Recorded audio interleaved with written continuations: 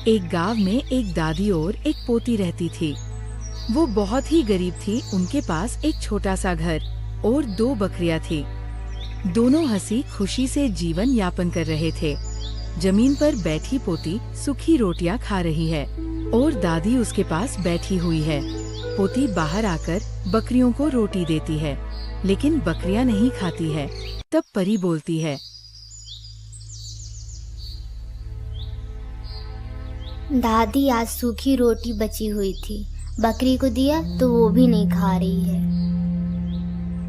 अरे वाह, अब तो बकरी भी साही हो गई हैं। ये भी सूखी रूखी रोटी नहीं खाती हैं। लगता है इन बकरियों को भी स्वाद की आदत लग गई है। क्या दादी, बकरियों को भी स्वाद की आदत लग सकती है क्या? हाँ बिटिया, जब भूख ना आए तो चाहे इंसान हो या जानवर, दिल भी जिद करने लगता है। तो क्या दादी, हमारा दिल भी कभी जिद करेगा कि पनीर खाओ, हलवा खाओ? हमारा दिल तो समझदार हो गया है परी, अब वो चुपचाप रहना सीख गया है।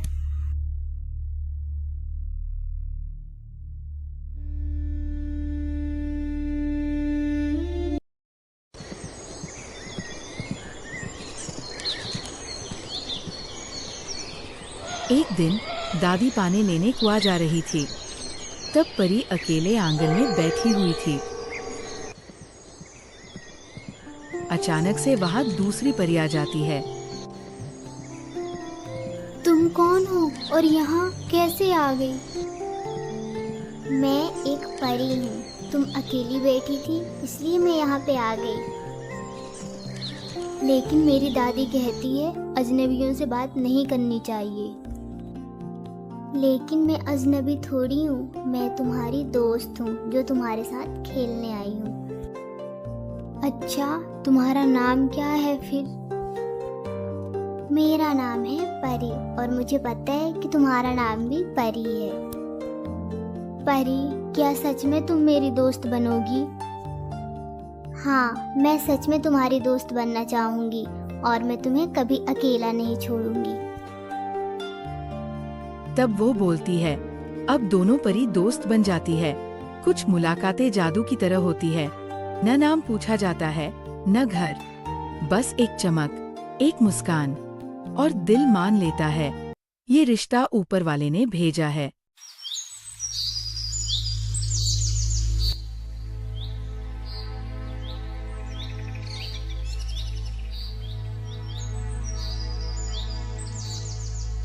एक दिन परी आंगन में खेल रही होती है। तभी उसकी सहेली आ जाती है।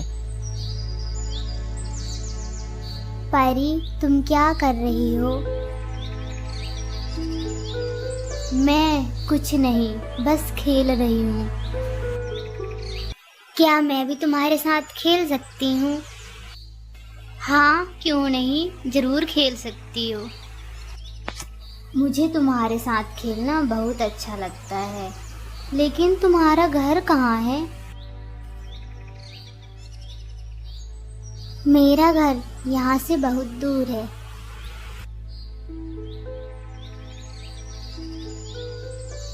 और वह बोलती है। तभी दादी भी आ जाती है और परी अचानक से गायब हो जाती है।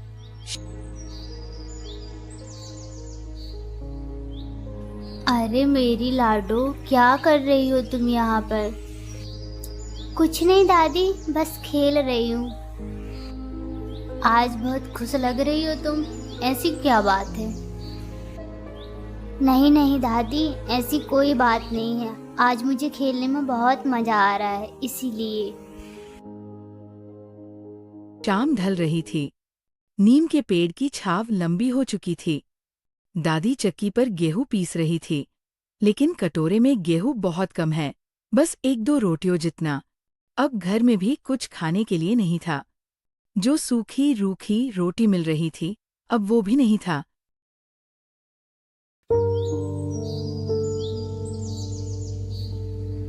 पोती धीरे से दादी से पूछती है, दादी, आज खाने में क्या बनेगा?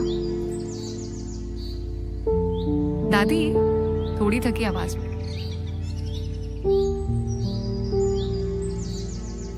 कुछ नहीं बेटा, 2 रोटियां बना दे रही हूँ, उसी को खा लेंगे। पोती हल्की हमें सिर हिलाती है, लेकिन चेहरा उतर जाता है। दादी चुपचाप उसकी तरफ देखती है। वहां परी खड़ी है, हाथ में जंगली फूल और कुछ बेर जंगली फल है। वो चुपचाप दादी और पोती को देख रही है। उसके चेहरे पर चिंता है, जैसे मन हो कि वो कुछ दे, लेकिन डर या झिझक उसे रोक रही है।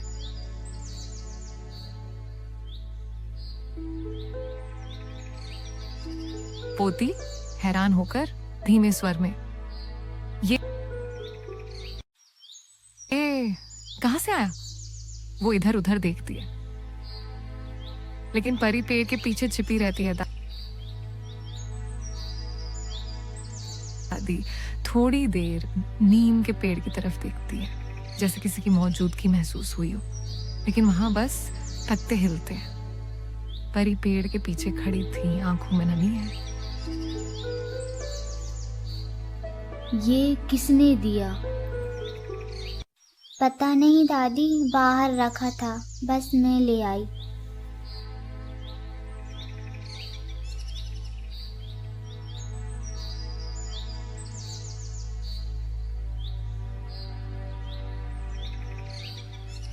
वो देख रही है कि बेर को पोती धीरे धीरे खा रही है ताकि देर तक चले।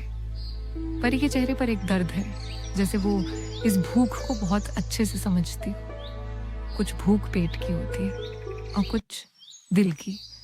एक रोटी से पेट भर जाता है, पर अकेलेपन की भूख किसी भी तोहफे से नहीं मिटती। परी चुपचाप धीरे धीरे पीछे हटती है और खेत की तरफ चली जाती है।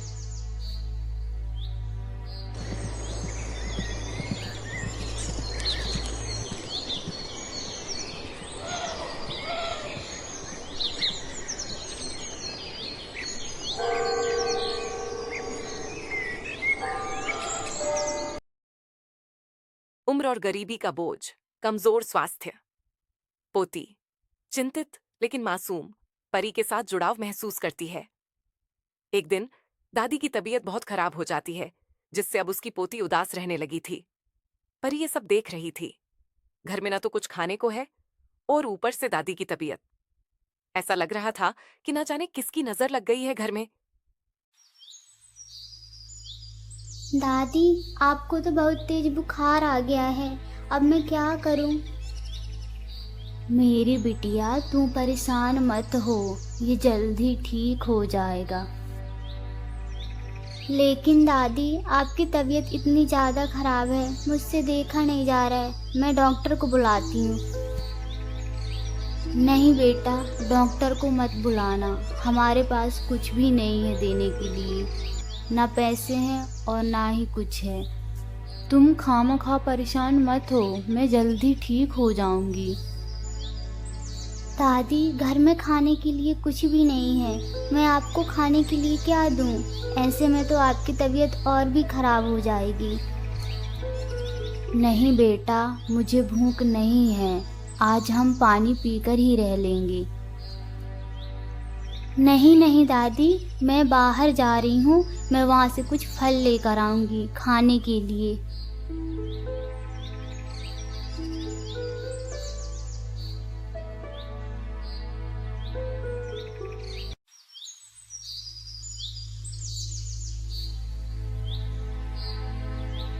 अरे छोटी परी, तुम कहाँ जा रही हो? रुको, मैं भी आती हूँ।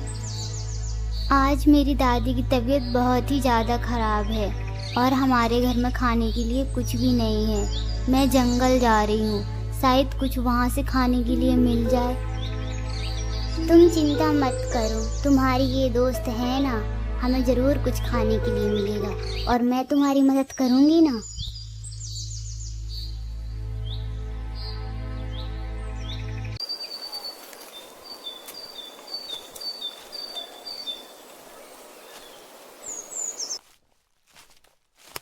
वो देखो, बेर का पेड़, आज तो बहुत ही मजा आएगा। आज हम बहुत सारी बेर घर लेकर जाएंगे। हाँ हाँ, क्यों नहीं परी, आज मैं बहुत सारी बेर घर लेकर जाऊंगी और मेरी दादी भी बहुत खुश होगी ये देखकर। बस मेरी दादी बस जल्दी से ठीक हो जाए, फिर सब कुछ ठीक हो जाएगा। हाँ हाँ छोटी परी, तुम्हारी दादी बहुत जल्दी ठीक हो जाएगी और फिर सब कुछ ठीक हो जाएगा, तुम चिंता मत करो।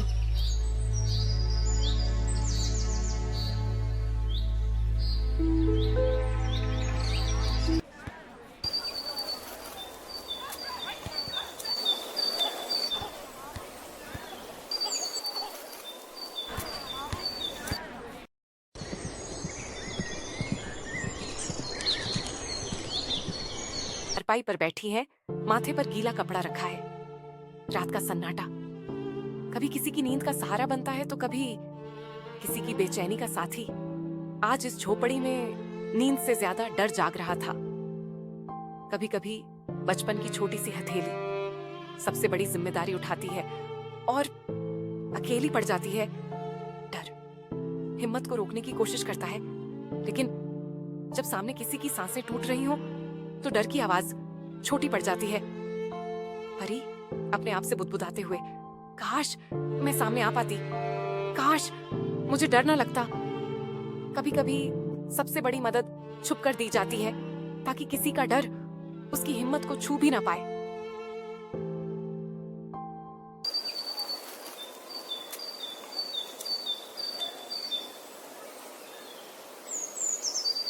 दादी की तबीयत में अब सुधार आ रहा था। बकरी ने भी बच्चे दे दिए थे। ऐसा लग रहा था कि अब घर में खुशियां आने वाली हैं। रात की बेचैनी अब धूप की गर्माहट में पिघल चुकी थी और थकी हुई सांसें अब एक नई ताजगी महसूस कर रही थीं। दादी आज तो आप बिल्कुल ठीक लग रही हैं। हाँ बेटा, अब मुझे पहले से अच्छा लग रहा है। हाँ दादी, और हमारी बकरी के बच्चे भी बाहर खेल रहे हैं, अब सब कुछ ठीक होगा।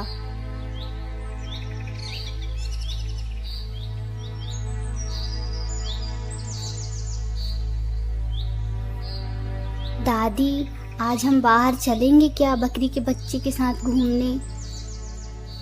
हाँ बेटा, क्यों नहीं, जरूर चलेंगे। अब मैं पहले से ज्यादा स्वस्थ महसूस कर रही हूँ।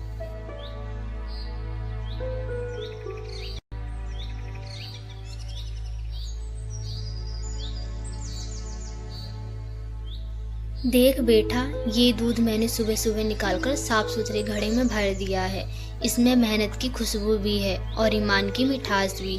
अब इसे चौधरी जी के घर पहुंचाना है ताकि हमें हमारी पहली कमाई मिल सके। याद रखना, ये सिर्फ दूध नहीं, ये हमारी मेहनत का पहला कदम है। दादी, क्या सच में चौधरी जी हमें ज़्यादा पैसे देंगे? क्योंकि मैंने तो पूरे गांव में इतना साफ और ताज़ा दूध कभी नहीं देखा है। अगर पैसे अच्छे मिल गए तो हम इस घर में कुछ नया भी ला सकते हैं।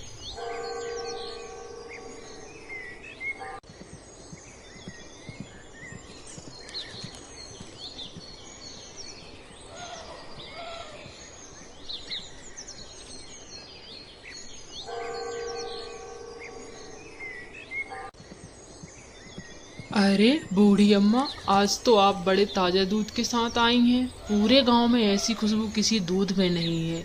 ये लीजिए आपकी मेहनत का पैसा। मेहनत करने वालों को देखकर मन को बहुत खुशी होती है और ऐसे लोग ही गांव का नाम रोशन करते हैं।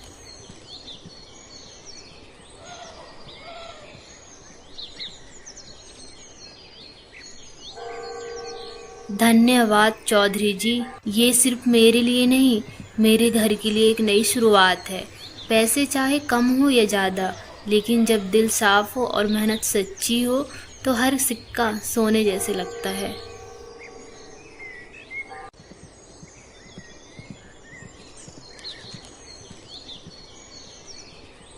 दादी देखो, पूरे 5 रुपए हैं। इतने पैसे से तो हम बहुत कुछ कर सकते हैं। शायद अब हमें पुराने खिलौने की जगह नए खिलौने भी मिल जाए। और मैं तो चाहती हूँ कि हम अपने बगीचे में फूलों की बीज लगाएं। हाँ बेटा, लेकिन पहले इन पैसों को संभाल कर रखना होगा। मैं चाहती हूँ कि हम गुल्लक में सिक्के जमा करें ताकि धीरे धीरे हम अपने सपनों का बगीचा बना सकें। छोटी सी मेहनत भी अगर रोज की जाए तो बड़े बड़े काम पूरे हो जाते हैं।